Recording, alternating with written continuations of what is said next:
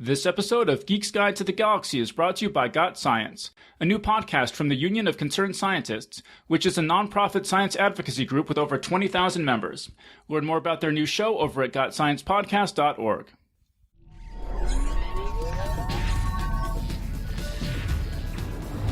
Wired.com presents The Geek's Guide to the Galaxy.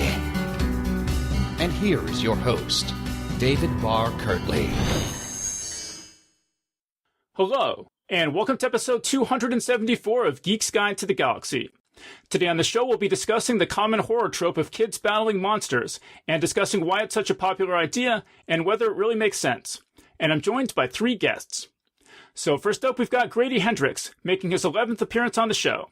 He's the author of such novels as Satan Loves You and My Best Friend's Exorcism, and his novel Horror Store, about a haunted IKEA, is being developed for television by Gail Berman, producer of Buffy the Vampire Slayer and Angel. His nonfiction book Paperbacks from Hell, about the horror boom of the 70s and 80s, hits bookstores this week. So Grady, welcome to the show. Thanks for having me. Then next up, we've got John Langan, making his 7th appearance on the show. He's the author of the novel House of Windows, and the short story collections Mr. Gaunt and Other Uneasy Encounters, and The Wide Carnivorous Sky and Other Monstrous Geographies. Together with Paul Tremblay, he edited the anthology Creatures, 30 Years of Monsters, and his new novel The Fisherman won the 2017 Stoker Award for Best Novel. So John, welcome to the show. Thanks very much, Dave. It's a pleasure to be here. And also joining us today is Erin Lindsey, making her 5th appearance on the show. She's the author of the Bloodbound series of epic fantasy novels from Ace, as well as the Nicholas Lenoir series of historical paranormal detective novels from Rock, which she writes under the name E.L. Tetensor. She spent over a decade working for the United Nations in dozens of countries around the world, and she also writes the Villain of the Month feature over at pornokitsch.com. So Erin, welcome to the show. Thanks, it's great to be back. And today's show is brought to you by Got Science, a new podcast from the Union of Concerned Scientists. Science is under attack today like never before, with the Trump administration using every dirty trick they can think of to attack scientists and suppress scientific information, going so far as to staff government agencies with scientifically illiterate cronies who have no experience or qualifications. This all-out assault on science is mobilizing large numbers of scientists to get involved in politics for the first time, and the Union of Concerned Scientists is at the vanguard of that effort. Got Science is a new show where you can hear directly from the scientists who are on the front lines, fighting to get the truth out there. I just listened to 2 of their recent episodes.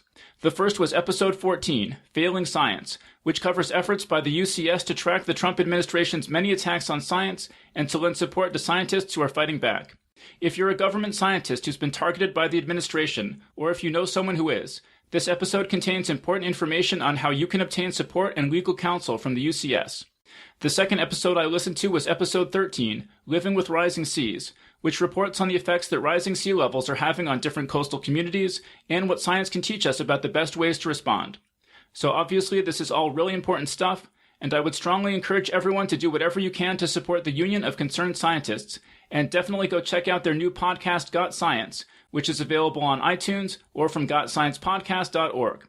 So again, the URL is gotsciencepodcast.org. All right, so now let's get to our panel.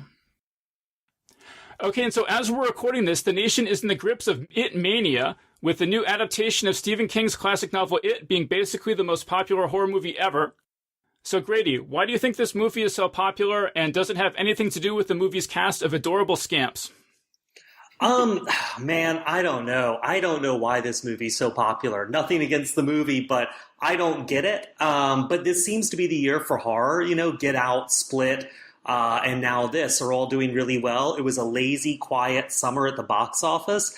It had an amazing trailer, and it looks great. And it's a killer clown, which is like a really easy concept to get, people excited about. Who likes clowns? No one except clowns.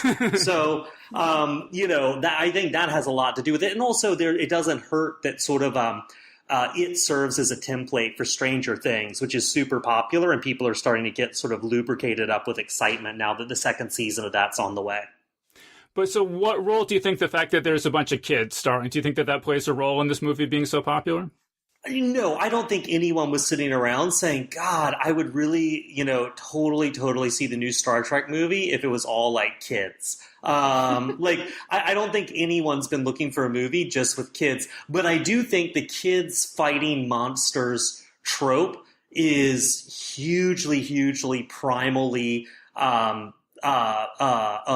whatever that word is that writers know. It's a fairy tale. Like, kids fighting monsters has a real primal hold on our imagination. I mean, ever since Scooby-Doo and even before, it's been, and back to fairy tales, it's been a really resonant trope. How about Erin? What do you think about the fact that this It movie is being so popular? Well, I mean, I reckon it's down to a lot of factors, and I think the nostalgia boom is a big part of it. I've banged on in the past about how studios are banking more and more. I mean, they always did, but especially now in known brands. And obviously, Stephen King is a known brand, and this is a big one for those of us who grew up in the 70s and 80s. People are familiar with the book. They're familiar with the story vaguely, even if they haven't read the book or seen the miniseries or any of the things that came before. So it's a known quantity. I wonder whether people are also aching for a good Stephen King movie, given that a lot of people felt that The Dark Tower was a disappointment.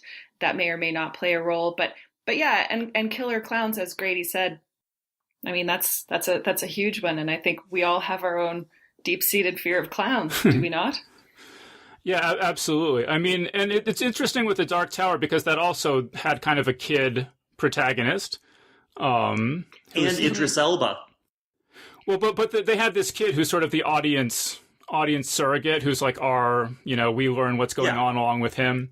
And and that movie did not generate a lot of excitement, even from the trailer, particularly. So it's just interesting how these two different Stephen King adaptations have been received so differently. But it's a classic. And when I say a classic, I don't just mean a classic among Stephen King fans. I mean, I think it as a brand. I mean, for me, certainly, as somebody who didn't devour a bunch of Stephen King books, I read one or two as a preteen and a teenager. It is one of those sort of top line Stephen King brands, I think. And also, I have to say, let's not forget that the other Stephen King movie adaptation that really holds a place in people's hearts is another Kids versus Monsters, metaphorical monsters, but Stand By Me. Yep. So John Langan, what do you think about this? What do you think about this, it being so popular? Well, I think it has always been, one of King's kind of, I don't know, magnum opus, or is that the proper way to phrase that? He talked about it, back when Doug Winter wrote his Stephen King, The Art of Darkness, at the end of that study, a sort of quasi-biography, critical study, whatever. He looks ahead to it, and he looks ahead to it as this kind of culmination of all these things that he's been working on up to that point, specifically Kids and Monsters, and so I think there's very much that sense of here's this guy who at a certain point in his career looked back over everything that he had done and distilled it all into this single book, and I think that. It's one of those everything but the kitchen sink, everything and the kitchen sink kinds of books, and I think that it has over the years now, over the decades, it's really accumulated or achieved this kind of reputation amongst a lot of King's novels. You look at the body of the man's work, man, there's a lot of stuff there. And this is one of those books that people refer to again and again and again. Oh, what are your 5 favorite Stephen King novels? It seems that it pops up an awful lot on that list. So I think that's part of it. I think the nostalgia thing, it's possible. Yeah. There is, I kind of wonder too if there isn't, and maybe this is just me being sort of like Pollyanna-ish, but if there isn't some kind of an appetite for something that isn't a reboot, and I know this is a reboot in some ways, right? We had the miniseries, the TV miniseries with Tim Curry, but I still wonder, this is different from the latest reboot of Halloween or Friday the 13th, the Texas Chainsaw Massacre or whatever. This is going back to a book and trying to do a new adaptation of that book, which I think is different from just trying to say, oh, this time Jason's in outer space. Well, I thought one thing that was interesting is after we saw this movie, some of my friends were saying that even though this is an R-rated movie, that it almost is a movie you could take the whole family to. I mean, you know, the R rating notwithstanding, it really is kind of a, you know, a likable, approachable movie. It is kind of for all ages in a weird way. Well, yeah, I mean, it is, but also it's interesting because, I mean, you have the whole thing they really play up with Bev and her dad, which has all those sort of like really overt sexual abuse things going on in it. And you also have a kid, you know, slitting his father's throat and letting him bleed out full on screen. So it's like, it almost could be for kids, but then it makes a couple of these real steps over the line that I think would discourage a lot of parents from taking kids. It's interesting. Yeah, I guess that's a good point. I mean, it's interesting because those moments don't stand out in my mind. What stands out in my mind is the Stand By Me childhood friendship kind of aspects of the movie. I agree, which makes those moments seem even weirder to me. Like, I'm not sure if they like really decided to go for it with some of that stuff to ensure an R rating just because, you know, I mean, it's good at the box office right now. Yeah. See, John Langan, you saw the new It? No, I have not seen. I've not seen the new It. What's interesting to me though is that it seems most of my students, we're all back at school now, and most of my college students have been to see it, and they love it. They're all agog, and some of them have said, well, you know, it's not the novel, but it's still not bad. And the ones who haven't read the novel have just said, oh, it's so scary. I was so frightened. And that, you know, that makes me maybe more happy than it should. But yeah, it seems. I guess I often use my students, maybe rightly or wrongly, as a kind of a gauge. You know, how does this thing seem to be doing? Is it something I really should check out?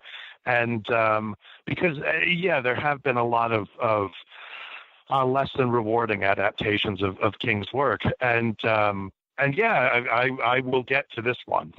Huh. Well, and Erin was telling me that she wasn't able to see it because she has relatives visiting, and they didn't want to go see it, which kind of surprises me because it seems like everybody wants to see it. It's the It movie of the summer, if you will. Well, I mean, but not everybody's up for horror, are they? And, you know, I'm a big girl. I could go to the theater by myself. But one of the things that I really enjoy about a horror movie, and I feel this way about comedy too, I don't mind watching them by myself at home. But I think it's just no fun to see them in the theater on your own. Because part of what's fascinating about them is being part of it. I feel that way about sports. I really prefer to watch them at the bar when everybody is into it and you're reacting to the same things in real time and you kind of pinball off each other a little bit.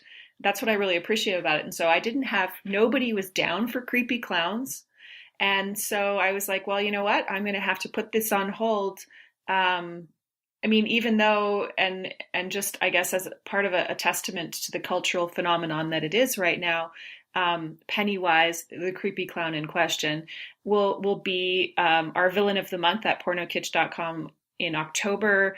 I've had a couple of friends who do movie reviews writing to me, asking for my thoughts on it because they're going to review it. So it's coming up sort of in all the spaces, but I really wanted to watch it right. So nobody thinks that this movie is being super popular because it's about kids and that's something that people actively want to watch. I think I only think it's popular in that sense from a sort of purely subconscious level, just because these kind of stories have such a hold on us. But one thing that surprised me about it is just sort of like, I enjoyed it. I had a fine time, but God, it was empty. I mean, there was just really nothing there beyond the surface, which I thought was really interesting for an adaptation of a book that's so sort of rich with stuff. It was kind of fascinating. I mean, there really is nothing more to this movie than watching a bunch of kids fight a scary clown. But what more do you need? Well, but do you not think, Grady, that there's just something natural about kids fighting monsters because kids tend to believe in monsters more than adults do, and so there's just something natural about that.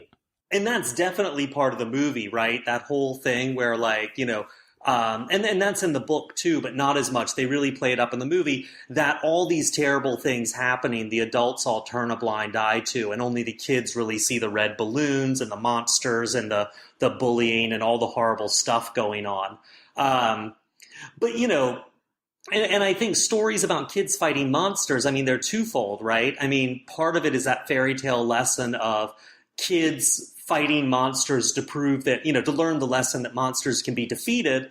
And part of it's also, you know, kids really identify with monsters because monsters are powerful and scary and unstoppable, and kids are largely small and helpless and have no power. So there's always that. I was just surprised that so little of that was played up in this movie, except for the whole thing with the adults not, you know, acknowledging what the kids were going through, which they really did a good job with. Mm-hmm. But Dave, you know, when you say, it's interesting because on the one hand, I agree with you that kids fighting monsters is very natural. On the other hand, it's also deeply unnatural. And one of the things I think is interesting when I was reflecting on this is talking about it as a horror trope.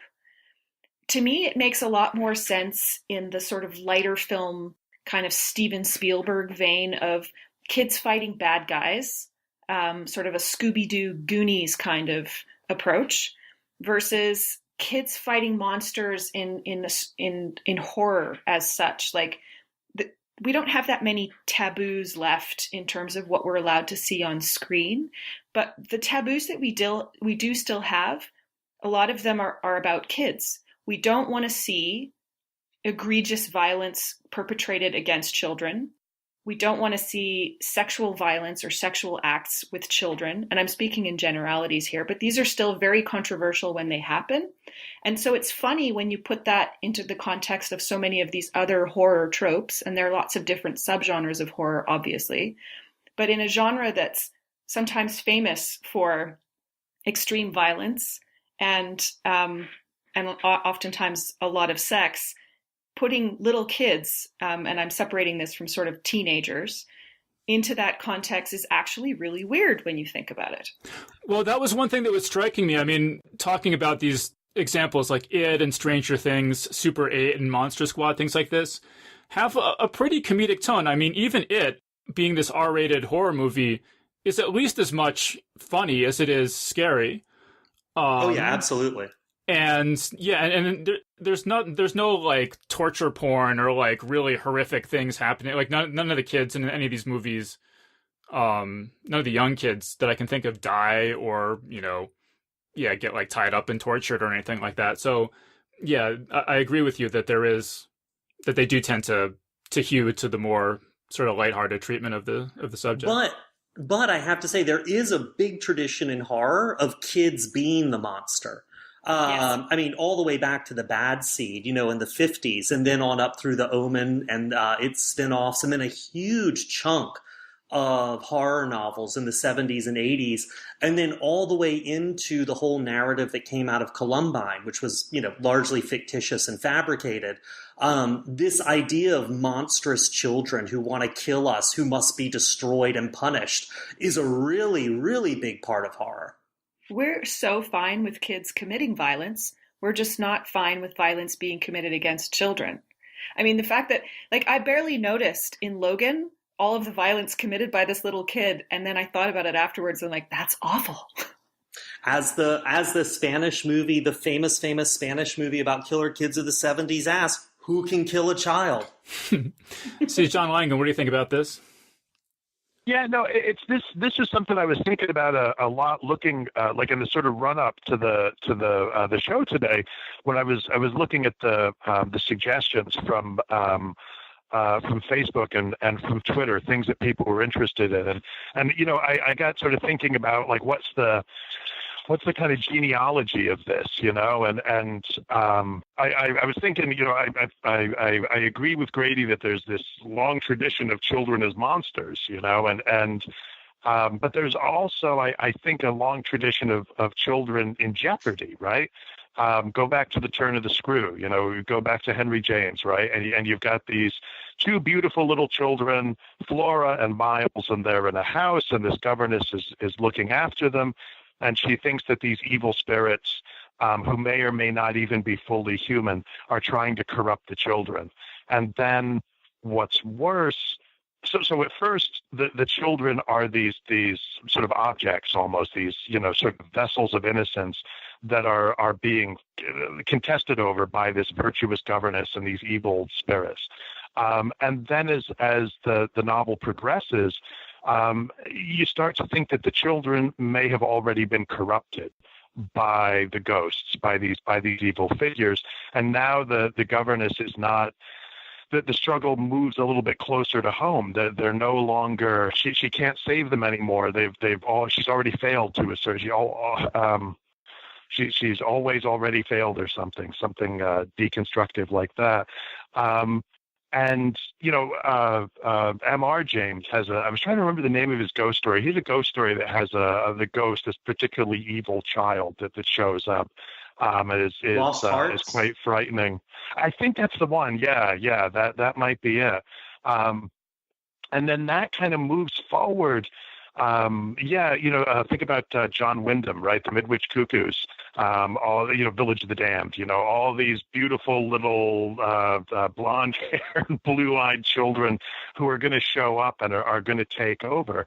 And so there's this thing that happens in horror narratives over the last century at least, where the children become they're simultaneously in jeopardy, but then they're also the source of the jeopardy. Yeah, Rosemary's Baby, right? I mean, The Exorcist. Think about what's going on there. Reagan is.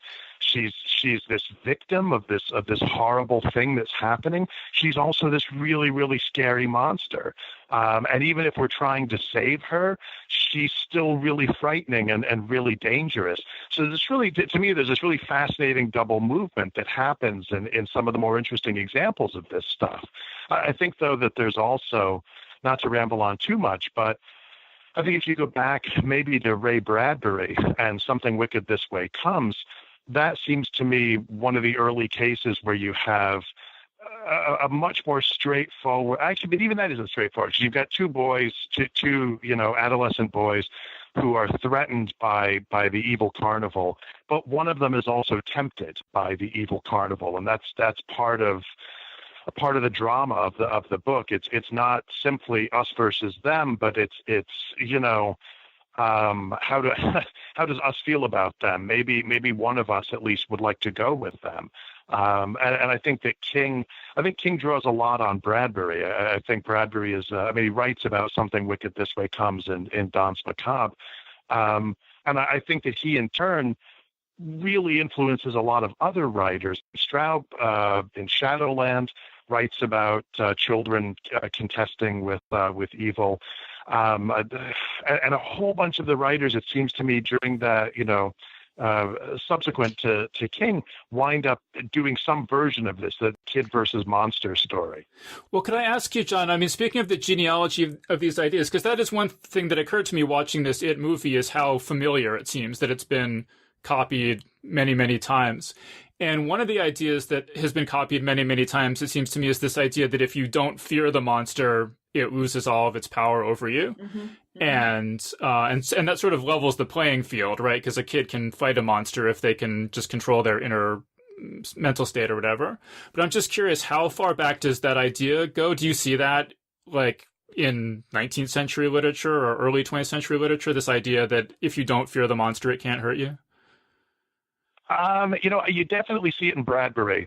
In Bradbury, Will's father, Charles, who's also part of the action, to a certain extent, just he succeeds in staving off the attack of the Mr. Dark and his Dust Witch by laughter and by. You want to say the power of positive thinking, but it's more profound than that as Bradbury presents it. It's actually this kind of deep-seated affirmation of sort of the principle of life or something like that. I think in going back to James as a starting point, and I don't think he's the starting point. I just don't know. I'm not sure what happens before that. I can't, like in Le Fanu or any of those guys, I'm not aware of this same thing happening. But in James, with the governess, it's much more.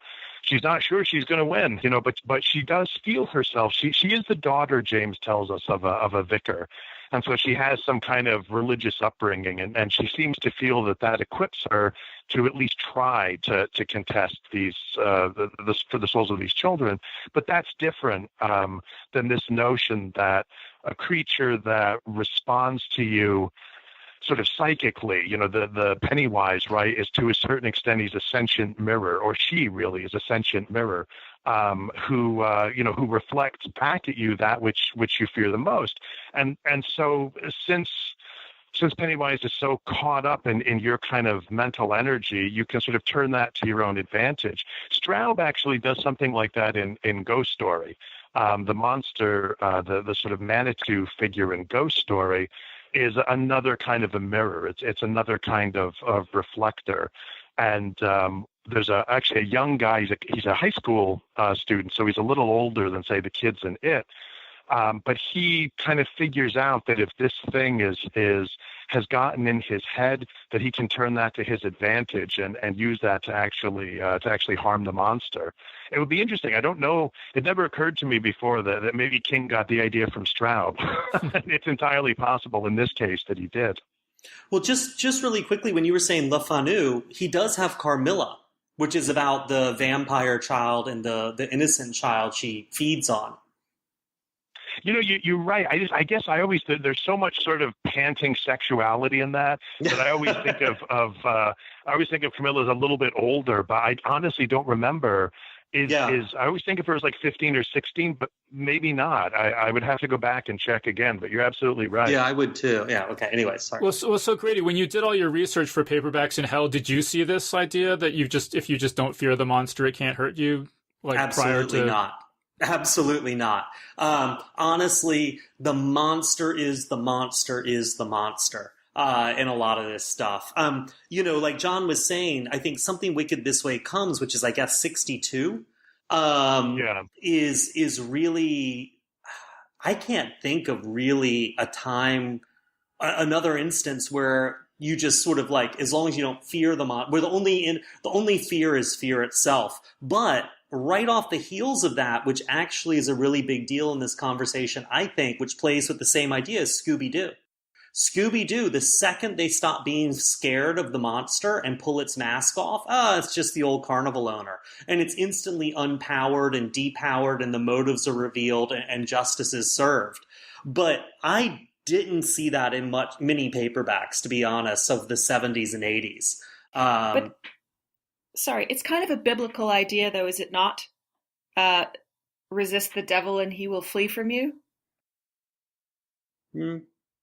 Maybe more a Puritan idea. Maybe, I don't know. I mean, but it's less resisting and more laughing at. So that's been popularized into the adage, mock the devil and he will flee from you. Yeah, I was just looking for that and seeing, I mean, the mock the devil quote is definitely old, and I'm just trying to figure out how old. But in terms of, doesn't seem to come directly from the Bible. But it's certainly something that I grew up hearing as a popular phrase, mock the devil and he will flee from you. So if the monsters can't be defeated that way, did they just always kill the kids in these other stories? Like, how else is a kid going to fight a monster other than, like, not being afraid of them or something, right? They're not going to have a gun Jack the Giant Killer, Jack the Giant Killer murders the monster. Hansel and Gretel push the witch in the oven. Kids have been, Invaders from Mars in like 1952 or 3. The kid is able to defeat the monsters by alerting the authorities and doing all the good things a nice Boy Scouty kid should do. And I think, just really quickly, a lot of this, I really do think the DNA of the kids in It, It very clearly is the book is based on the Three Billy Goats Gruff. That is, according to King, the seed of that entire book. Who's that trip trapping on my bridge? But the DNA of these kids of it that go on to be the kids of all those Amblin movies and Goonies and Explorers and the Monster Squad and The Gate and the kids of Attack the Block and the kids of Stranger Things, those go back to Mark Petrie in Salem's Lot, who is the kid who is so in tune with pop culture and alienated from everyone else, but that pop culture is served as like boot camp to allow him to accept the ideas of vampires. And as soon as they appear, he is dropped and locked and ready to rock and roll. And that goes right back to the Something Wicked This Way Comes kids, who are sort of steeped in folklore and fairy tales, who, as soon as the autumn people come to town, they do not run around going, what are these? These are some strange signs. They say, these people are evil.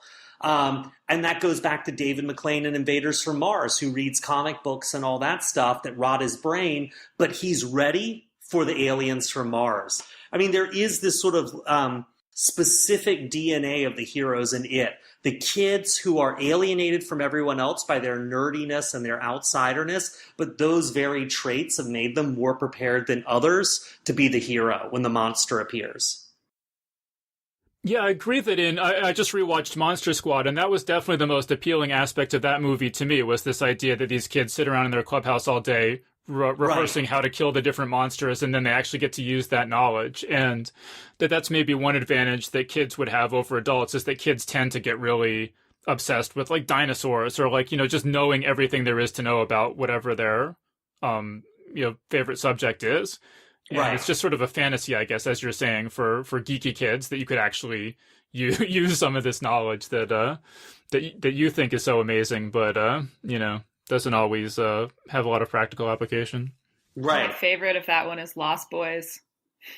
Oh, absolutely. With the Frog Brothers, who are so obsessed with their comics, and so they're the only ones who know what to do with the vampires, but they can't separate what's comic book crap from actual lore. Yeah, and that gets carried over also in Fright Night, where like actually his knowledge of horror movies and television is what saves the day. Yeah. But one thing, can I just ask, Dave, to go back to your question of why it is so popular? When we were looking at some of these examples that people had brought up on Twitter and Facebook, many of which were the same examples that I had been thinking of, even when they weren't horror, like Goonies, for example. Even the modern ones, is it something about the 80s? Is it something about people who grew up in the 80s? Because if you think about it, even the modern incarnations of this, and I'm thinking about Stranger Things and Super 8, and now this reboot of It, they all have their roots in that period. And was there something about a particular exuberance of this trope, not just in horror, but also in adventures? Because just the more examples I could think of, they almost all fell into that late 70s to early 90s kind of bracket. And I wondered why that was, and I didn't have any answers for it. Well, I mean, I think some of it is just the simple matter that a lot of the directors grew up in that period, and so they're hearkening back to their own childhoods. I mean, Grady probably has a lot to say about this, having written this book about horror of the 70s and 80s. I mean, just another thing that occurs to me is that that's sort of pre-internet, pre-smartphone, and I think a lot of these supernatural stories get a lot harder to hold together when the technology gets too advanced, because it's harder. It's hard enough in movies like It to get the kids separated from the adults and so on. And if everybody has their smartphone, it just gets even harder.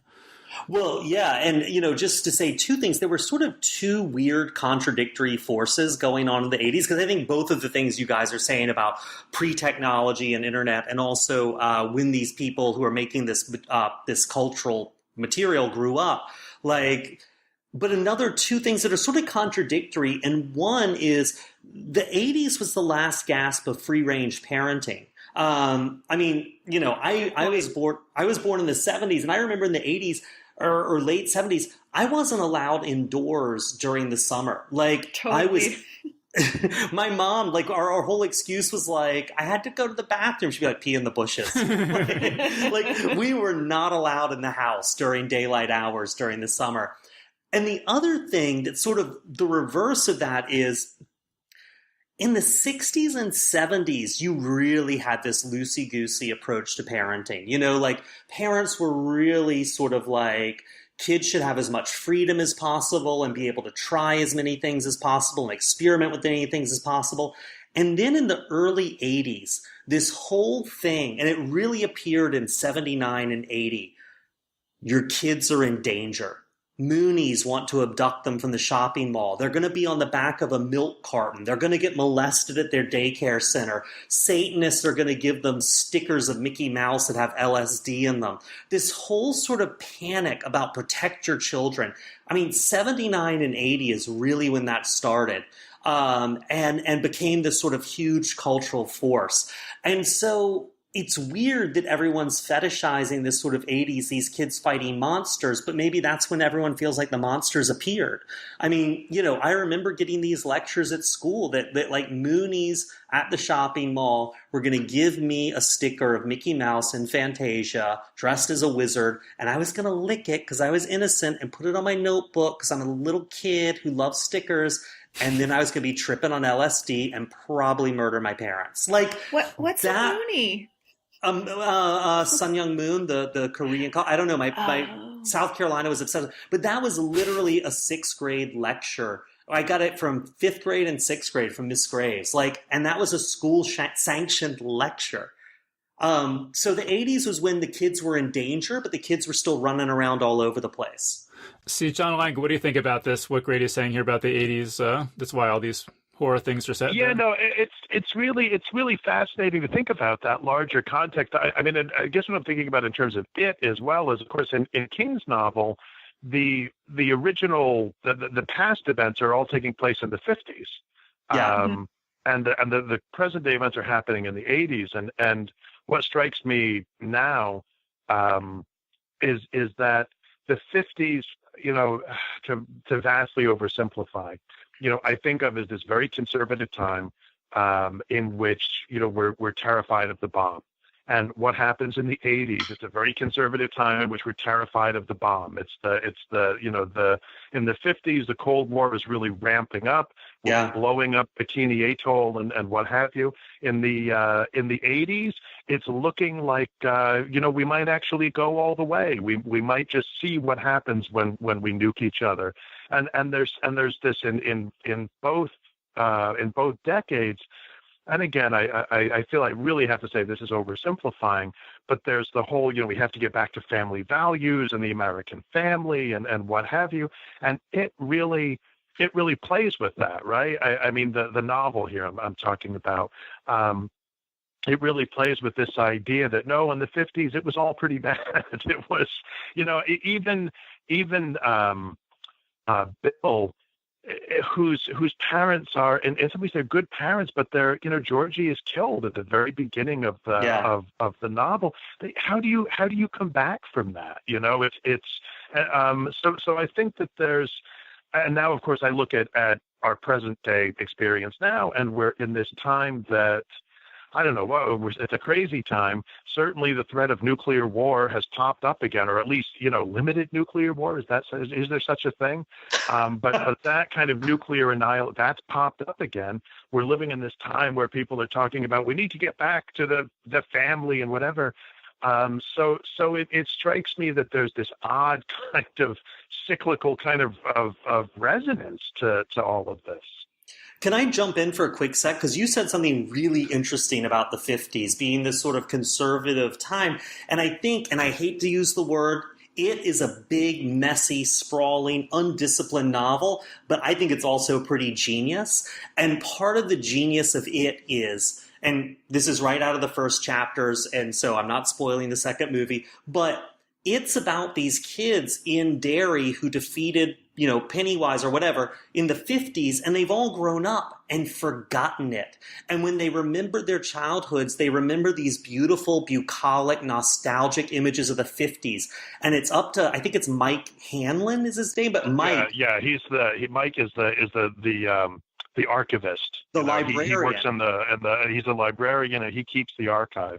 And he's the one black kid, and he calls them up and says, "Not so fast. You're not remembering that era right. It was an era of horror and danger, and we almost all died, and it was cruel and mean and sadistic." And I don't think it's a mistake that this is a book about a bunch of white kids who grow up to glorify their past, and a black kid calls them up and says, remember how it really was.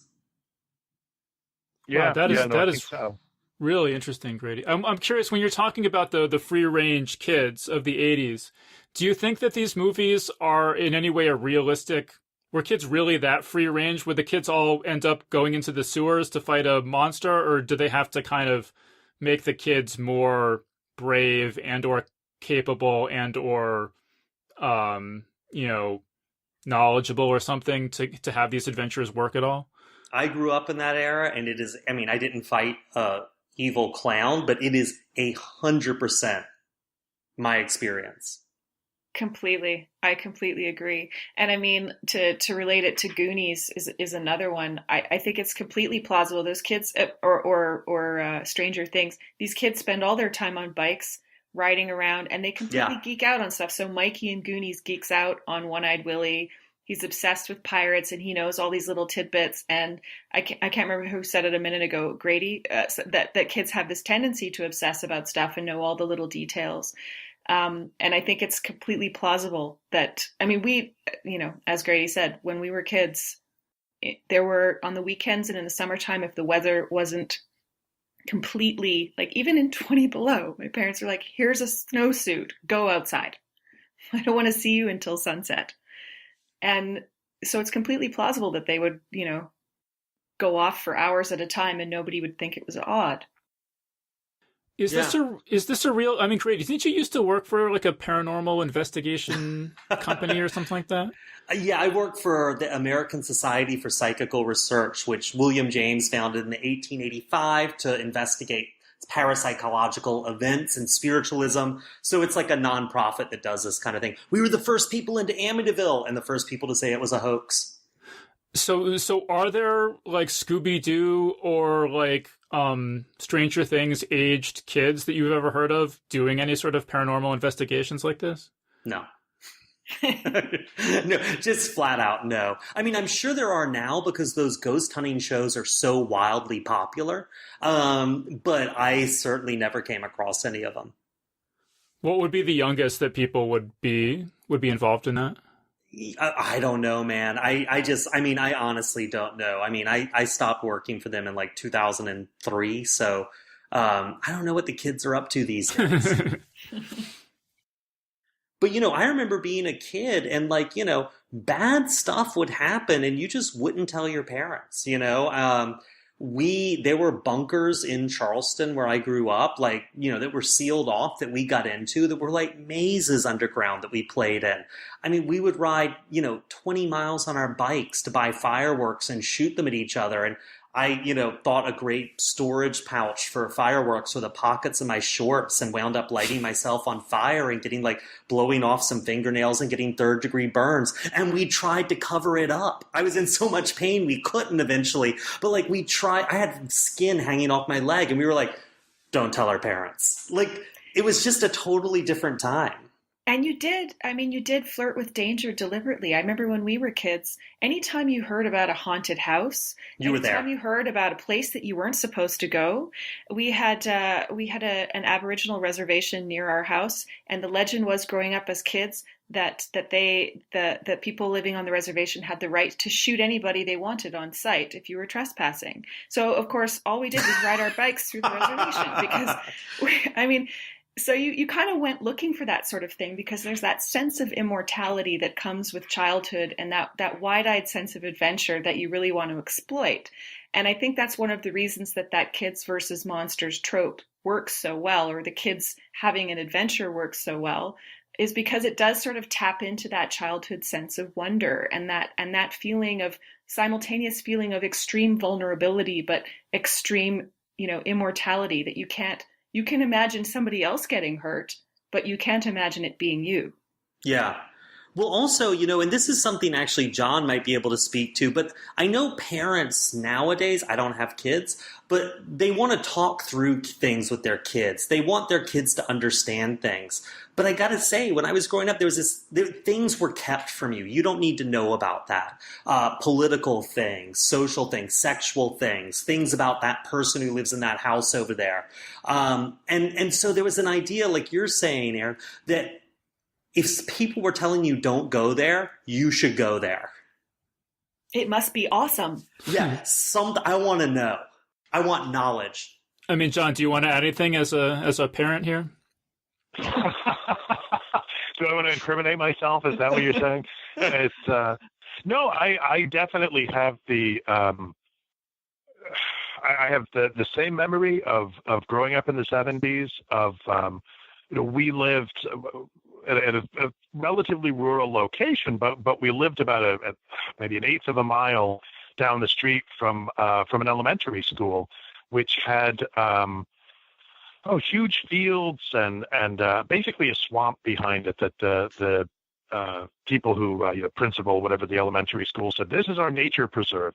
And my brother and I and the next door neighbor, the girl who lived next door, and sometimes some of the other kids who lived a couple of houses down, we would go down to the schoolyard and we would ride our bikes around the parking lots because it was relatively safe to do so after school. We would go back in the woods and we would go really, really far into the woods, into places where there was 2 or 3 feet of maybe 2 feet of water and hop from these little, sort of mossy clumps, little islands as we thought of them. And then of course one of us would fall in, and then we were trying to dry ourselves off before we got home. And yeah, it was absolutely, I completely agree with that. You try to keep things from your parents, even when they were glaringly obvious. There's something sticking out of you, and your parents are like, "What's that?" And you're like, "Nothing. What are you talking?" This? So do you think that an It or a Stranger Things couldn't be set in 2017?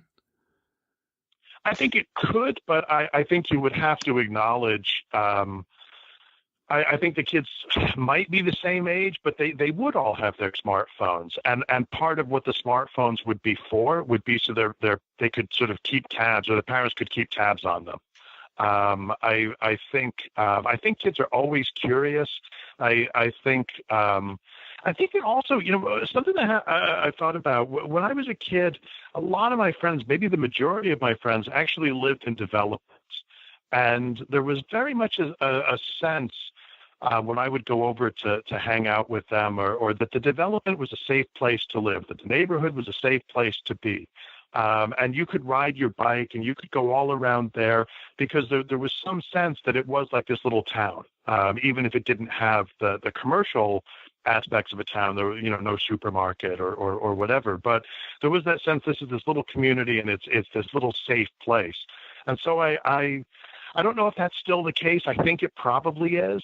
And I also think it depends. I think these days you would probably, if you were trying to write something like, your version of It, as it were, kids fighting monsters, I think you would probably have to acknowledge that those kids, they might very well be the lucky ones. They might have plenty of friends who are like, "Oh, my mom says I'm not going out there," or so the kids might have to sneak out, and it might be a bigger deal. The fact that they snuck out might really get them in trouble in a way that it doesn't. When something wicked this way comes, Will's father looks at the side of the house and realizes that he's built sort of a ladder on the side of the house so he can sneak out.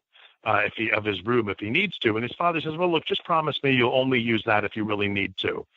He doesn't say, "Take that down. We're good, counseling for you, mister."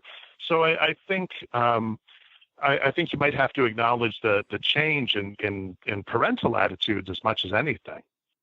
I mean, I mentioned that I just rewatched Monster Squad, and they actually do enlist the aid of an adult in that movie. Yeah. There's this elderly German guy that they get to translate Abraham Van Helsing's diary. And that does seem to be kind of an unusual thing to happen in these movies, to have an adult in on it all. And also the main kid's dad, who's a cop, like he really believes his son early on. Isn't it actually pretty? I'm just thinking about there's quite a few examples that I can think of there's the one adult, but there's for some reason this adult is not able to help them, or this adult themselves suffers from a credibility gap vis-a-vis other adults. So I'm thinking, for example, of the grandfather in The Lost Boys, or the science teacher in Gremlins, or the Winona Ryder in Stranger Things, that there's an adult who knows what's up, but for whatever reason, that adult is not able to help the kids, or they struggle to do so in part because all the other adults are like, but you shouldn't believe in this crap. Sloth in the Goonies. Yes, I suppose. Sloth in the Goonies. I think you could get away with it nowadays, too, by using something that the Goonies did where they have Bran being in charge, right? So you have a kind of, she gives the impression of being not quite a helicopter mom, but certainly a mom who's very concerned about her asthmatic son, Mikey, and very concerned about his behavior and that he shouldn't get out too much. But she puts her teenage son in charge. And it's really Bran who kind of drops the ball there. You could also put it in a rural setting, which would, of course, bring up all the fun stuff about our primordial fears of the woods and swamps and other scary places where kids are in a rural setting, so they ride bikes because their houses are 3 acres apart, and they don't have much for cell phone service because they're out in the boonies. I think there are ways to get around these things as writers, if you want to. I agree. And one thing I have to give credit to the movie version of It for is it makes it credible to kids now, because adults are ignoring what's going on because there's a supernatural sort of malaise over the town. They turn their head to violence. They watch horrible things happen to kids and seem to forget it almost instantly. And the movie attributes that to sort of some supernatural cause, some cloud that hangs over the town. And that's in the book, but they really play it up in the movie. And I think that instantly makes it credible to people watching it now who go, oh, why are these adults letting these kids get beat? Oh, I see. Pennywise is messing with their minds somehow. I mean, another idea I want to bring up that seems to pop up in a lot of these movies is the idea that like virginity / sexuality has some sort of supernatural significance vis-a-vis the monster, like it's how you defeat the monster, or the monsters want to use your virgin power or something like that. I mean, that's in It, that's in Monster Squad. Oh, Monster Squad, yeah. Yeah. I mean, that's in a lot of ancient religions, though, too, is it not? Ancient mythology, I guess, is more accurate than ancient religion. Well, also, it's just the power cultural. Of fertility and virginity. Yeah, exactly. I mean, that's the difference between an adult and a child, is having sex. I mean, flat out. One of the things that I think is interesting is if you look at the kids versus monsters trope, you can kind of break it down into the younger kids versus monsters trope of the sort of Stranger Things, It vein, versus the older kids versus monsters trope of the Friday the 13th, Nightmare on Elm Street, Halloween kind of vein. And they sort of serve different purposes. For the little kids, you can kind of think back to, as Grady, you were saying, the sort of the fairy tale roots of all of this with your Hansel and Gretel and your, whatever myriad examples of little kids falling afoul of a monster, which was generally a cautionary tale to sort of, don't be too adventurous out there in your ramblings, kids, because you don't know what sort of dangers you might come across. Versus the cautionary tale for young adults, which was invariably, don't have sex or someone will impale you in your bed, or don't be a cocky jock, don't drink. All of these things that we don't want our teenagers to do as parents, these are invariably the ones that end up getting slashed first.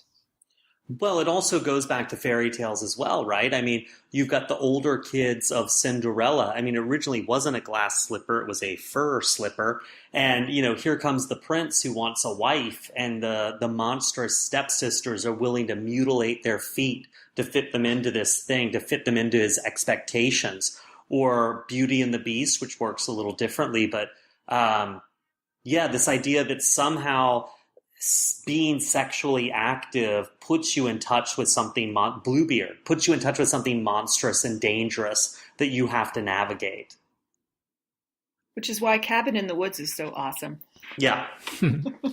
I mean, John Langan, do you want to come in this? Because my impression is that, you know, in the era of Dracula, the Bram Stoker novel, that the sex all had to be, like the novel is just soaked with sexuality, but it can't be openly acknowledged because of the sense of propriety of that time or whatever. Do you have any perspective on how we get to this point where the sex is openly acknowledged the way it is in It, for example? Yeah, well, I guess it isn't in some ways, right? In the movie, I'm talking about the novel. Thinking about and that's one of the interesting changes to my mind, that the movie makers have just said, nope, we're not going to deal with that. We're not in any way going to deal with that. Rightly so. Yeah, and if I were making the movie, I would have done the same thing. Don't get me wrong. I would have been like, right, whatever else we do, no way. I think that what's interesting to me about it in some ways, just, sort of thinking, I don't know how to put it thematically or something, is that it's Georgie, right? Her sexuality when she's a child, Bev. Bev? Yeah, Georgie is the brother who gets his arm ripped off. Oh, God, sorry, brain left, blood sugar. Anyway, frustration, anxiety. I don't know what that is. Anyway, but Bev's father, really creeps on her, as the kids say, sexually, and her own sexuality becomes this sort of source of shame for her and anxiety for her over the course of the novel. And I think it itself in the novel, as we know, when they finally see it in its form, it is this monstrous mother. It is this inhuman, monstrous mother. And I think that what King thematically wanted to do was, with the infamous sewer scene, was to have Bev in some way reclaim her own sexuality in this positive kind of way. Maybe he didn't do quite what he wanted it to do, but and we, can and maybe should find it problematic for all kinds of reasons. But I think that sex for kids is problematic. It is difficult. And I think that, all of the Friday the 13th slasher movies, whatever, it's all very simple there. Sex is dangerous, and it will kill you. And I think that that's one way of looking at sex. But sex may do other things to you as well. And I think that horror still has a kind of a hard time kind of grappling with that and thinking about that overtly, I guess. I guess we can find all kinds of covert ways, sort of displaced or symbolic ways in which that kind of material is dealt with. But it's tough, and I don't. I say this as the parent of a 14-year-old boy. I mean, good Lord. So I think that's some of what's going on there. I mean, if you go back to the 50s, I mean, King makes this argument in Danse Macabre again, that a lot of the monster movies in the 50s, I was a teenage werewolf, I was a teenage Frankenstein, that these things are all about basically like adolescent male sexual anxiety. And, I turn into a werewolf, I'm this horrible monster, look at me. And I think there's probably some truth to that. I think that that's another way of expressing some of those feelings and some of those anxieties. I think, actually, interestingly, a more recent film, Ginger Snaps, looks at things. It's one of the better werewolf movies of the last 15 or 20 years, in my estimation. And there you have a pair of sisters, one of whom is attacked, I think it is early, by a werewolf and is becoming a werewolf. But that's the filmmakers there tie that into her sexuality and the sisters sort of developing sexuality. So I think I've really lost the thread of this question. So I think let me ask you, John, on the subject of these sort of sexually problematic things. I was floored rewatching Monster Squad that a major plot point is that they need one of the kids' older sisters to be their virgin for their ritual. And so they use a nude photo of her to blackmail her into helping them by threatening to put it up in school so that everyone sees it. And, and this is just completely played for laughs. Times have changed. Yeah. Yeah. Well, and that ties into everything we're talking about. Look, we're all giving these and I am especially guilty of it, these really rosy pictures of growing up in the 70s and 80s and this free range parenting and all this. But, there was also, there was a real casual misogyny that existed back then that doesn't exist now. And kids now are far less likely to be silent about something than we were back then. They're far more likely to speak out, and which is, good in general. Are they? Oh, are God. You sure about that? Absolutely. At least from what I've seen. I know there's exceptions and differences.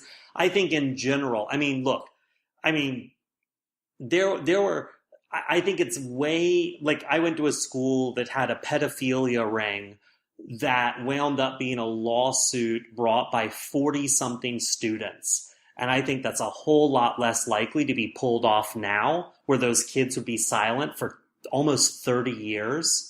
I think it probably still happens, but I think kids are way more likely to speak out now when they see something that's wrong. Oh yeah, I don't necessarily take issue with that. I don't know that kids nowadays are any sharper than kids any other days about picking up subtle cultural cues that passed the notice of even adults as far as casual misogyny goes. Oh right, but I'm talking about things when I was growing up, someone who was attacked or mugged or beaten or an attempted rape, the last thing they would want to do is tell their parents, which is the first thing you should do. And I think now many kids, not every kid, not most kids, but I think in general, kids are more likely to know that that's something wrong that they should talk to an adult about. Well, it's interesting, Grady, when you bring up the misogyny. I think it's worth noting that all of these movies that I can think of are a group of boys with one girl. It's kind of tagging along. Well, and that's why I think John's example of Ginger Snaps is... What's that? Who absolutely must hook up with somebody at some point, right? Almost always. Or if not in Bev's hook up, case, everyone. there's a romance subplot going on somewhere for the female character. Right. And that's why I think John's example of Ginger Snaps is a movie is such a great one, because Ginger Snaps is really reclaiming that sort of kids in peril narrative and the werewolf narrative from a really, really strongly, I think, feminist point of view. Yeah, I don't know that one, unfortunately. Oh, it's a great Canadian movie, too. Oh, man. I'm derelict. You're going to get your citizen. Justin Trudeau is on his way to your house right now. But, one thing I was going to say really quickly when John was just talking a second ago is one of the big differences, I think, between It the movie and It the book is It the movie is a movie about kids fighting a monster. And spoiler alert, triumphing.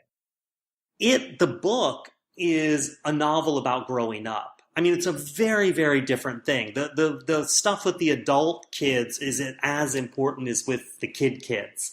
And I think that's a huge difference, because the movie is very, I think, non-sexual, except the stuff with Bev's dad, which is really different from the book, because in the book, her dad is physically abusive and emotionally abusive, but he is never sexually abusive or creepy to her until he's possessed by Pennywise. And then it becomes very overt and sexual. And in the movie, his creepiness is very sexual from the word go. It occurs to me that one thing that does is sort of like a female-centric kids versus monsters kind of thing is Buffy the Vampire Slayer. Mm-hmm. Yeah. And it strikes me that there are sort of three categories of kids versus, or in this way, there are three categories. There's kids with no training. There's kids like Buffy the Vampire Slayer who are trained to fight monsters. And then there are kids who have their own magical or supernatural powers. And that those are kind of completely different sorts of kids versus, particularly the first one and the second two are completely different kinds of kids versus monsters stories. Yeah. Mm-hmm. John Langan, do you have anything you want to add? Yeah, I think you're right. I think that Buffy. It's sort of funny because Buffy does fit into this. But it's funny. She never once occurred to me in the run up to this conversation, which I don't know what that says about me. I guess that I never think of her as being. She is obviously often in peril, but I never think of her as being in peril in the same kind of way that the kids in It are. I never doubt that she and the Scooby Gang, where we are with Scooby-Doo again, but I never doubt that they're going to succeed. There will be costs. There are always costs. But with It and with some of these other narratives, there is more of a question of, oh man, are they going to be able to do it? I think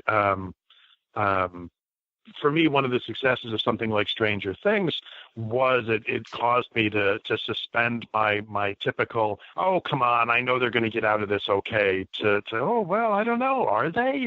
Are they going to get the kid who's in the Upside Down? Are they going to get him back? I don't know. Maybe they won't. And so I think I'm not sure what to think of that exactly, except that maybe that it's why I see Buffy, although I don't know, parse these definitions, I guess, but I almost see her as much as, and that show as much as sort of dark fantasy as horror. It sort of straddles the line between those subsets or whatever. I think the other,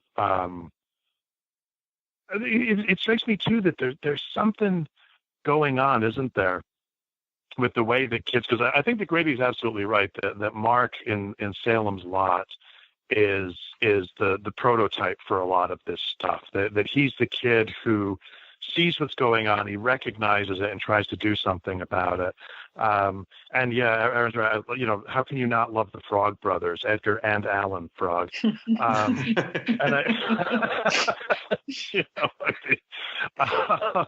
but they.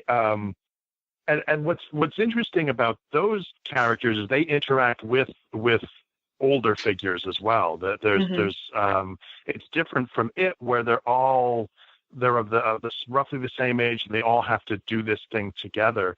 In Salem's Lot or in The Lost Boys, yeah, ultimately Grandpa kind of saves the day, doesn't he? Yeah, he does. It's and in the meantime, it's younger brother, older brother. And Mom ultimately is involved in all of this. So those are that might be also another way to think about it. Do you have a group of kids who are more or less the same age? In Stranger Things, the same thing happens. You wind up with this, the little kids, the older teenage kids, and then the adults as well, who have the sheriff and Winona Ryder, who have to try to help out. And just big props to Corey Feldman for being in so many of these movies.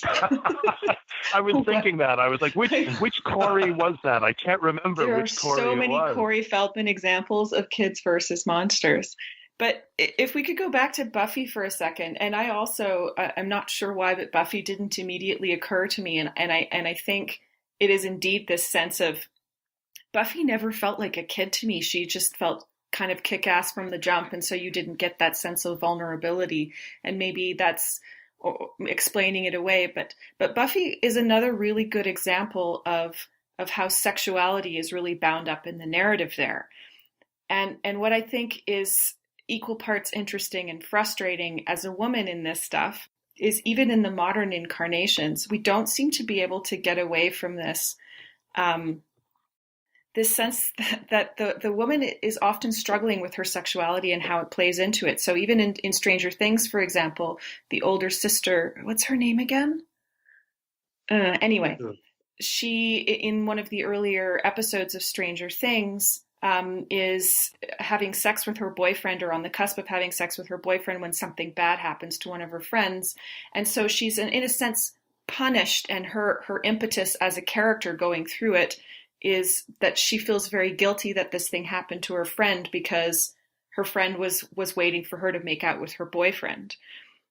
And Buffy also has like a lot of paroxysms of angst through the series about the relationships that she has and all that kind of stuff.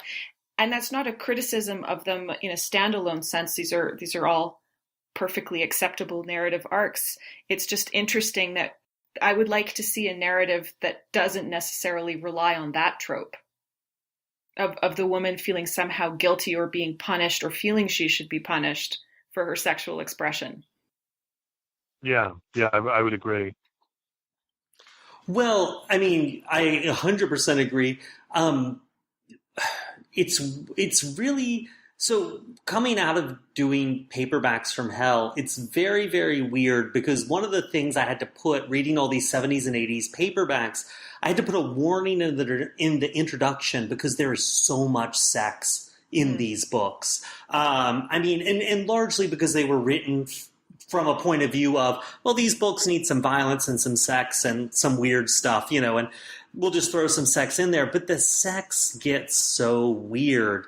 And so a lot of stuff from the 90s forwards, sort of post-splatterpunk, post-serial killers, post sort of the death of this horror boom of the 70s and 80s, feels very puritanical to me.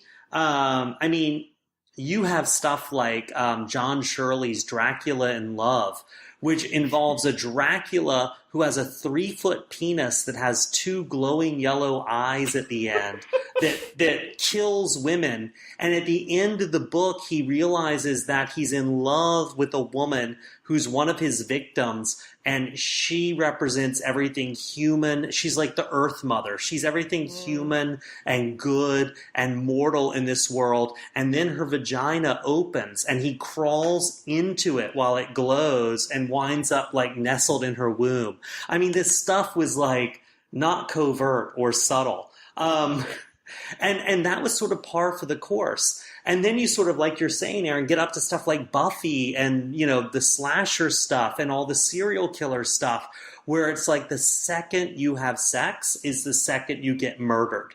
And so it's a really weird thing. It's like the 70s and 80s were this quick, I don't know, brief oasis where sex could get weird and funky and be normal. Yeah. And then not. And the line between violence porn and porn is so thin in some of these movies. And it's really interesting as a sort of a cultural reflection, isn't it?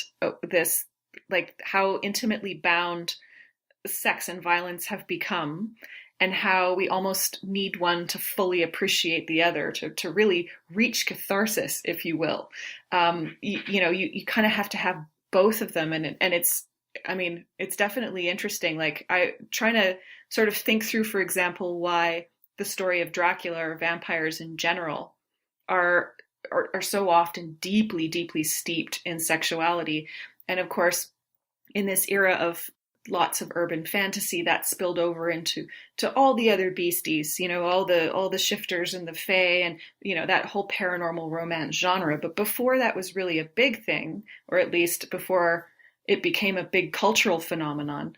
That portrayal of Dracula as being a sexy story goes back pretty much all the way. And why is that? What is inherently sexy about a man sucking on your neck? Let's pause and consider. I'm not sure.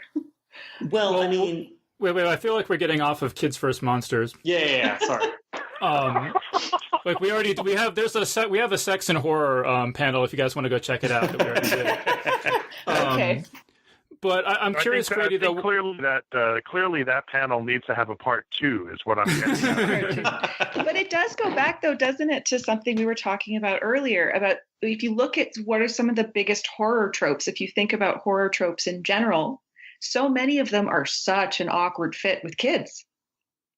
And yet you have this kids versus horror trope that's huge. Yeah. I want to ask you, Grady, when you're talking about how things were different in the 70s and 80s versus today, one of our listeners, Frederick Arrow, said that he doesn't generally like this kind of kids versus monster stories, but that he really likes Super 8 and It and Stranger Things. And certainly watching It and Super 8, which I did this week, and then going back and watching Monster Squad, I had issues with the first 2 of those movies, but there's no comparison in quality between those and something like Monster Squad, which is like super cheesy by comparison. And I'm just curious, what if you agree with that? Do you think that the quality of these kinds of kids versus monsters stories is increasing over time?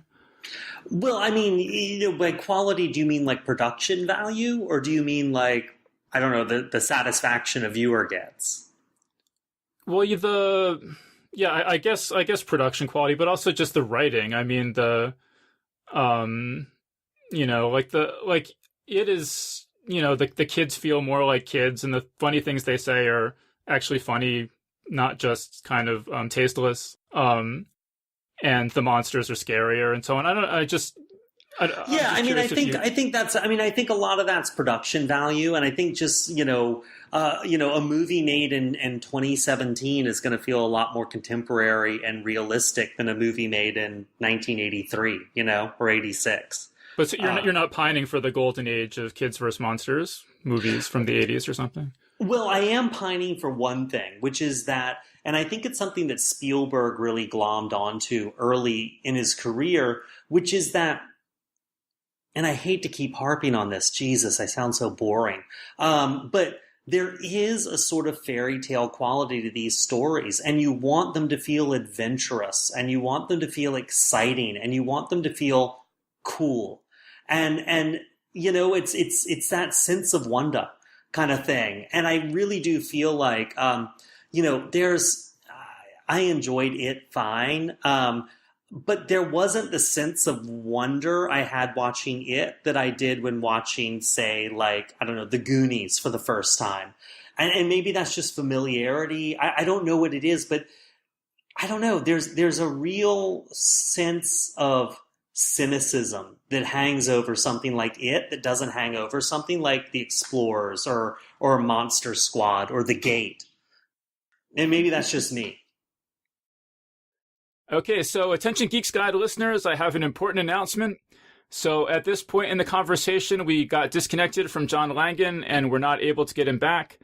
And so it's now 3 days later and we're got everyone back and we're going to finish up this panel. And so if our voices sound a lot different or we seem to not really remember stuff we said 5 minutes ago, that's why. But yeah, so I just asked Grady about whether he thought Kids vs. Monsters movies from the 80s were better or worse than movies today. And he said that he thought the production values were better, but that movies like It have a certain cynicism to them. So, John Langan, what do you think about that? How do you feel about Kids vs. Monsters movies today versus in the 80s, say? Well, it's interesting because what I was thinking about in this regard is, are the Fright Night films. The first one of which I dearly love, and the recent remake of which I saw, I don't know, within the last several months, and I was really interested to see it. And I had that same kind of feeling that the remake had some wonderful visual effects in it, and it still had some kind of neat moments in it. But despite both Colin Farrell and David Tennant and also the late Anton Yelchin, it doesn't really compare to the original.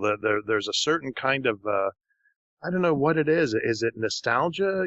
I don't think it's just nostalgia that's causing me to say this, but there's something about the original, a freshness to the original that I don't get in the remake, and maybe that's just by virtue of it being a remake. I'm not sure, and yet I find myself thinking that's not always true, right? There are remakes that we watch, and in some cases we say, wow, that was better than the original. Obviously, here we are 3 days later. I still haven't seen it. I'm sorry. But there certainly is one, seems to be one contingent of viewers who feel that this remake is better than the original. And so I'm not sure, I feel you've always got to be careful, right, about sentimentalizing the past, because a lot of times what you're sentimentalizing is yourself. I was so much younger and more innocent there, or at least I want to believe I was. But I do think a lot of those, even the first stab, pardon the whatever, at it, does have a certain kind of a freshness to it. They are trying something, for all that it's sort of it's big and it's sloppy and it's messy and was Tim Curry ever really that scary? That's controversy right there. I still, I think there's something to be said for that. So I think I would sort of agree and disagree with Grady simultaneously. So how about Erin? What do you think? Agree and disagree. That sounds safe. Absolutely. I'm not risking anything. Yeah, I mean, I think my own sense of things, and I feel this way not just about horror movies, but about a lot of remakes in general. I think a big part of it is nostalgia. I think another part of it is you can't see something for the first time twice. And so a lot of the interest of seeing something for the first time is no matter how much they tinker with a reboot or a remake, there is going to be a degree of familiarity which maybe takes some of the shine off. But that being said, I really do, I do think that there, at the risk of sounding like a curmudgeonly old person, I do think that there is these days a tendency to substitute flash for soul. And I'm mindful of for example, so for my latest Villain of the Month feature that's coming out in a couple of days, it's a contrast of the two Khans from Star Trek. So from the Wrath of Khan back in the 80s to the Khan in Into Darkness. And in a lot of ways, if you compare those two films, the second one is on paper a lot better in terms of our contemporary sensibilities. The dialogue is better, the music is better, the performances are better, and yet it falls completely flat in a number of ways. And I think I see that in something like, and one of the reasons why I think we tend to be really excited about something like Stranger Things, that it's kind of the best of both worlds because it has that sensibility from the 80s, the soul of the 80s, while having that slick packaging and that, better dialogue and more nuanced performances that we've come to expect from more contemporary films.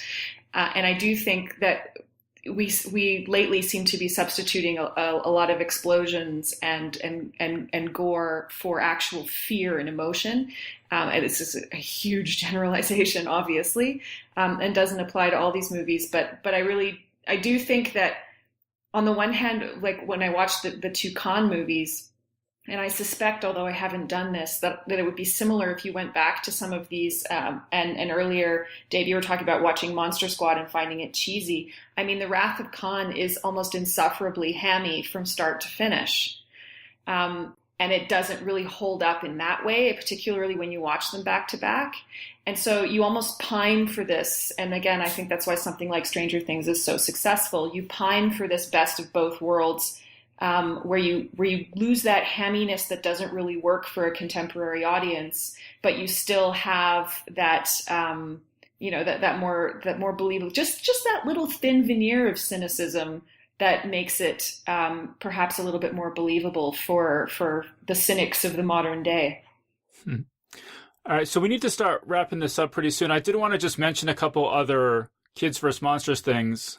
So Gravity Falls, I want to mention, is quite a good cartoon about a brother and sister who spend the summer, I think, at a small town where all sorts of supernatural things are happening.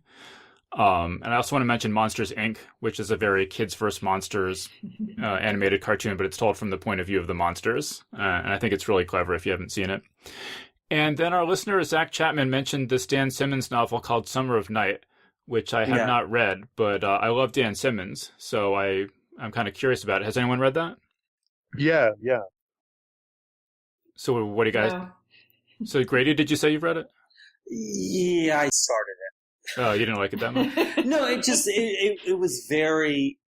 Dan Simmons, I think, was going through a very Stephen King phase when he wrote it, and it feels very It-like.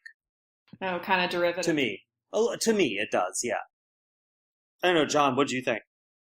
I liked it. Although I would agree it took me a couple of tries to get through it.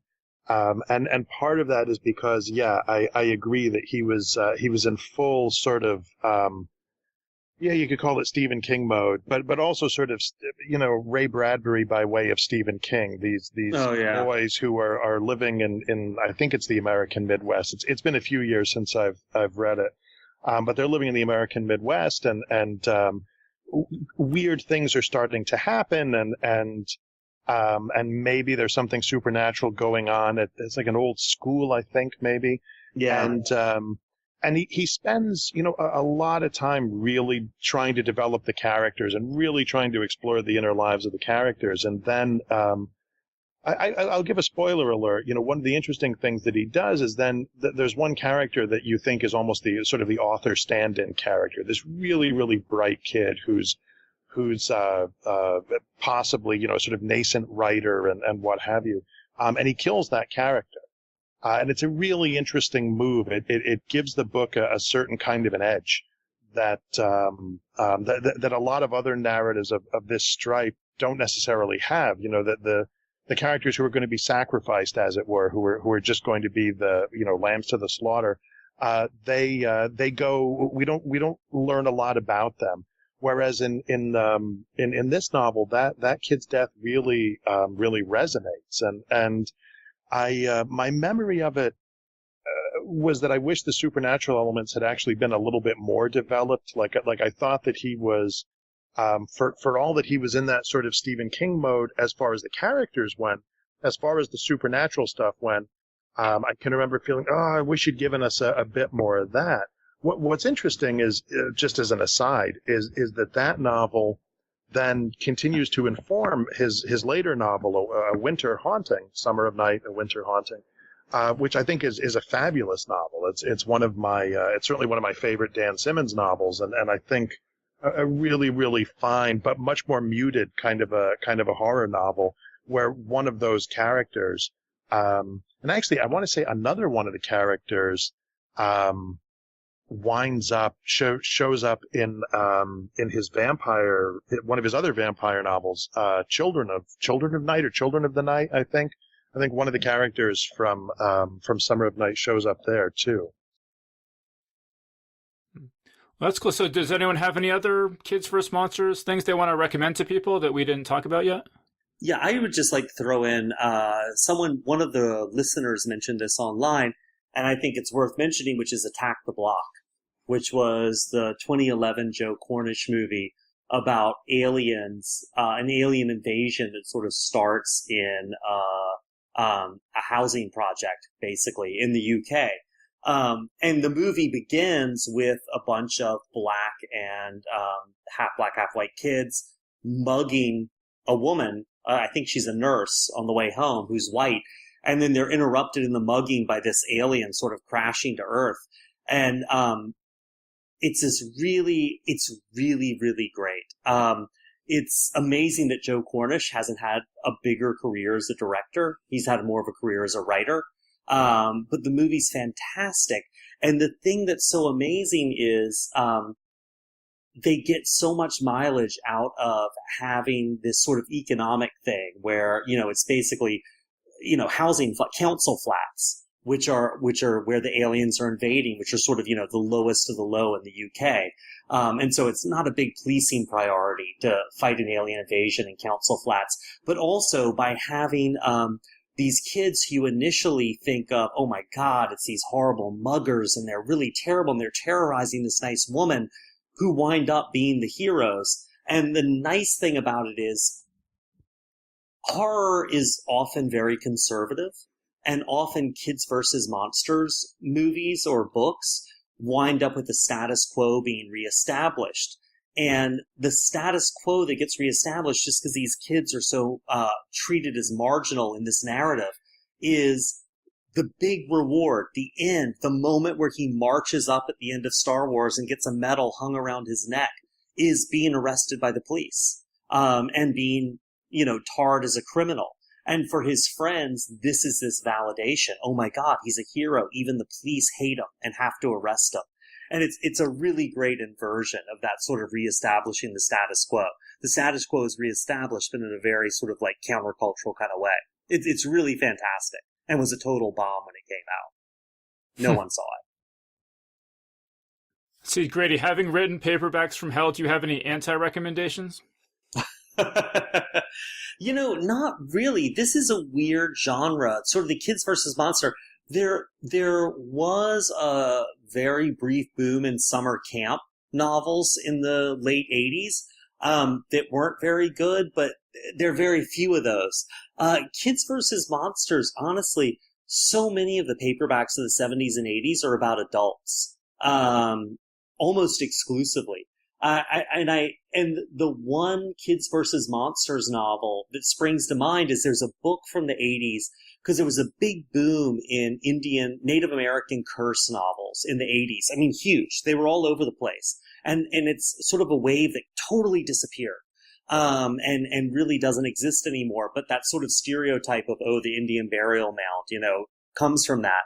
But there was a book called Skeleton Dancers, and I think it was like 86 or 87, but it was about two twin brothers who I think were 14, so not quite kids, maybe almost teenagers, but they wind up accidentally awakening a secret mummified tribe of gay assassin Native Americans. I think they're Cherokee, but I'm not 100% sure. They're sort of like not a tribe. They're like kids who are sent away from a tribe, and they form their own sort of super uber killer tribe.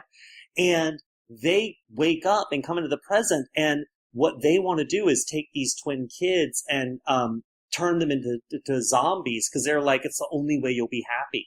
Look at this fallen white man's world. There is nothing here for you but horror and death and just terrible things.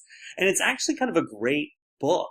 But it's, again, one where they reestablish the status quo. I mean, they bring in the SWAT team who machine gun these, several 100-year-old mummies who are just concerned about these twins into sort of dust.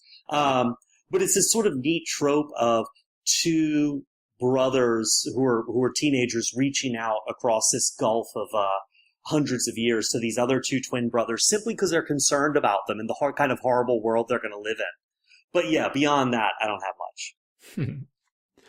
All right, so then I guess just the last thing I wanted to ask, Erin, is, you mentioned that you like Stranger Things. Oh, I guess you didn't see it, right? But Finn Wolfhard, he was one of the kids in Stranger Things. Mm-hmm. He is also in the new It. So okay. I just want to recommend any, Hollywood executives, if you're listening, just Finn Wolfhard plus Monsters, obviously, is just box office gold. He's the Corey Feldman of our time. I was just going to ask if you thought he was going to be the next Corey Feldman. Oh, I'm so sorry. For his own sake, I hope not. But Corey Feldman was in all my favorites. I seriously think I could probably watch Goonies and Lost Boys for the rest of my life and not feel bad about it. Like if I never saw another movie. And partly because they are cheesy. So those are your Desert Island movies? They might be on the list. They're definitely on the list for sure. Well, I think that's one thing, though, and I don't want to start a whole new tangent just because I know we're wrapping up, but there is something really interesting about this idea we've all been talking about where 80s movies and earlier feel somehow more authentic and true in a way that modern movies don't. And I really think there's a case to be made that we're all sort of suffering from this image sickness.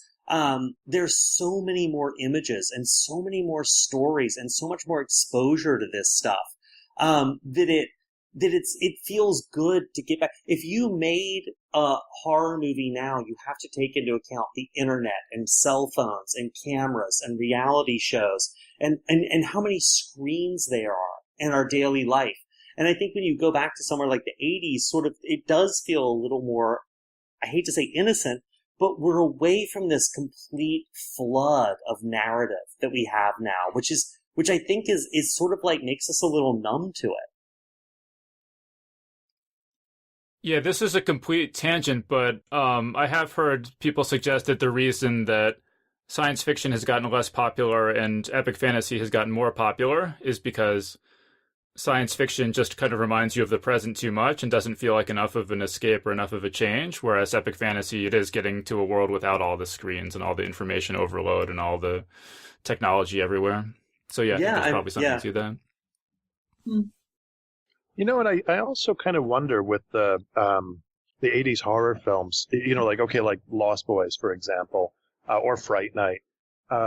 These kids discover that there were vampires threatening them, and they do something about it. The same thing in Stranger Things, right? I almost wonder if part of what the appeal of these films is that they represent an era when agency was possible, even for kids, in a way that it doesn't seem to be so much anymore. That we feel more helpless, and I say this in part like looking at it from the other side of things as the parent of a 14-year-old and thinking, man, I'm so nervous. I'm so sort of afraid for him and of the world that's out there.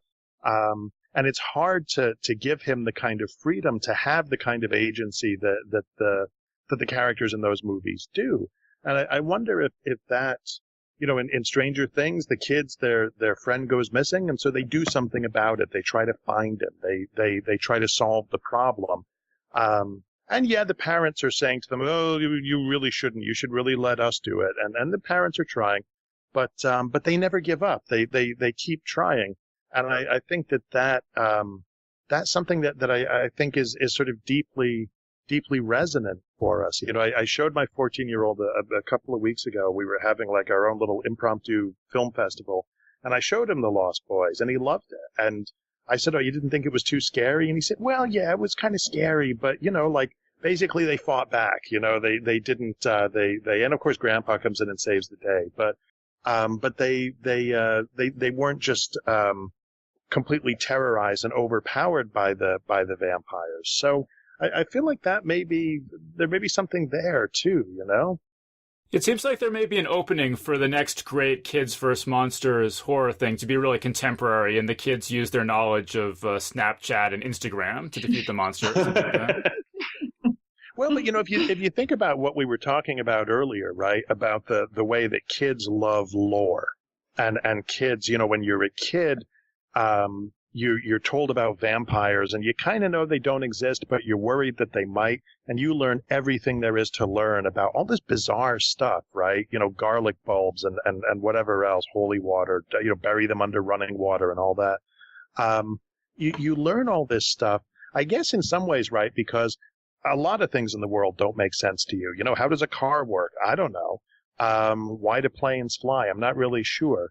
And so, like, vampires, and I mean, they're weird, but I don't know that they're necessarily all that much weirder than a lot of other things around you. And so you think today that the internet offers you the opportunity. If there's a vampire out there, well, let me see what what we can Google, and we'll figure out how to deal with it. Well, that's the problem in every horror movie or horror book, right? The first thing you have to do is cut the phones. You have to take away all this access to the outside world. And so, the more access you have, the more time you have to spend taking that away, because you want to strip people down until it's just them. I mean, you do and you don't. I mean, I think one of the things that, you could look at all of this glut of information and new technology and new software and all this sort of thing as a constraint to the story, or you can make it integral to the story. Right. And it's definitely the case that a lot of horror movies, even back in the 80s, you had to cut the phones, as you say, to isolate people. And that's one way of going about creating fear and vulnerability and tension. But there are also a lot of shows that have really embraced technology as a means to the horror itself. Those ones where the phone is part of it, or I'm thinking of The Ring as being a really good example of, oh, sure, yeah, of where that comes in to, I mean, it's part of it. And so, what if the kids learned that taking a photo of the demon with their cell phone somehow weakens it or captures a piece of it, or, bends it to their will in some way? Just a random example.